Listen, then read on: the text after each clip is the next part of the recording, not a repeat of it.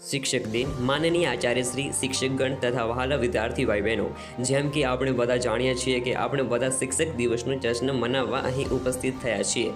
આજે હું શિક્ષક દિવસના અવસર પર શિક્ષકના મહત્વ પર નાનું એવું ભાષણ આપવા જઈ રહ્યો છું।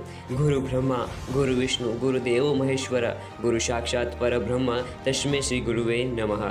આજે 5 સપ્ટેમ્બર છે અને આપણે બધાને ખબર છે કે આજે શિક્ષક દિવસ છે।